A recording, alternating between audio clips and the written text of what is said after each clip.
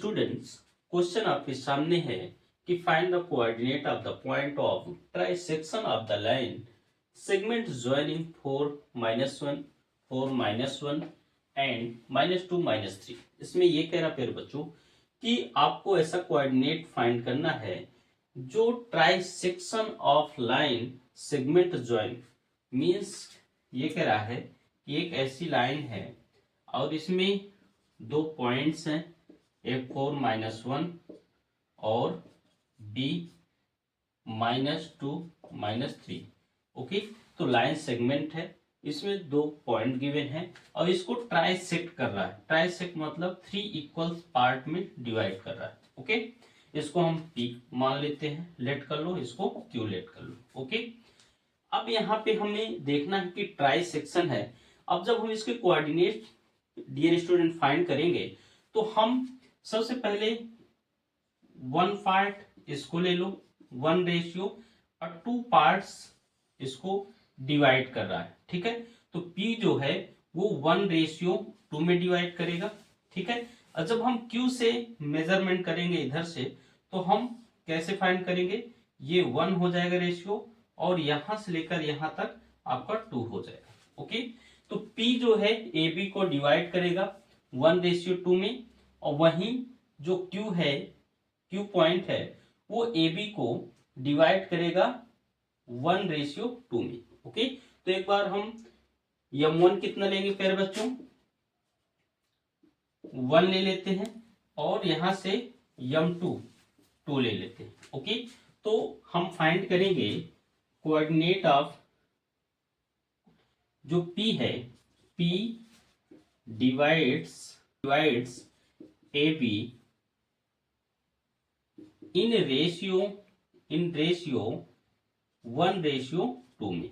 Okay, तो यहां से x कोऑर्डिनेट फाइंड कर लो, M1 x2 M2 x1 अपान M1 प्लस M2। M1 पैर बच्चों 1 है, x2 -2 प्लस M2 x1 आपका 4 है अपान 1 + 2, तो -2 4 2 8 अपान 3, यहां से प्यारे बच्चों हो जाएगा 6/3, ये 2 हो गया। ठीक है, x। इसी तरह सिमिलरली y का फाइंड कर लो, M1 y2 plus M2 y1 अपान M1 प्लस M2। तो यहाँ पे प्यारे बच्चों हो जाएगा M1 1 y2 -3 plus M2 y1 -1 अपान 1 + 2। तो यहाँ पे -3 2 1 -2 अपान 3, तो यहाँ से -5/3 हो जाएगा। ठीक है, ये कोऑर्डिनेट्स ऑफ P हो जाएंगे। ठीक है, तो यहां से आप लिख सकते होंगे, so coordinate of point P are क्या हो जाएगा प्यारे बच्चों, 2 and -5/3। ओके, इसी तरह अब हम एक बार क्या लेंगे, एक बार हम 1:2 लेंगे। ओके, तो यहाँ पे हम लिखेंगे ऐसे कि Q डिवाइड्स AB इन 2:1। ओके, 2:1। तो यहाँ पे M1 2 लेना है और M2 1 लेना है। ओके, तो यहाँ से भी फाइंड कर लो, M1 x2 plus M2 y1 अपान M1 प्लस M2। तो यहाँ से प्यारे बच्चों M1 2 x2 -2 plus M2 1 multiply x1 4।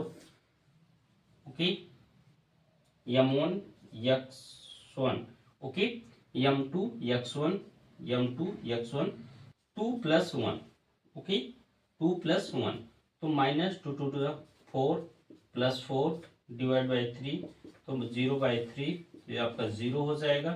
x इसी तरह सिमिलरली y की वैल्यू फाइंड कर लो, m1 y2 plus m2 y1 upon m1 plus m2।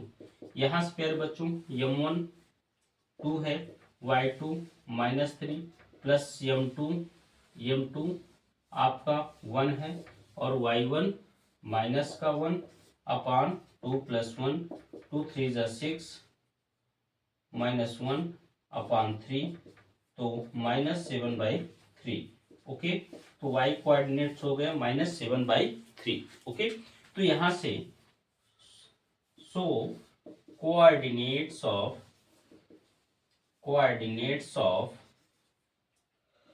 q are 0 and -7/3।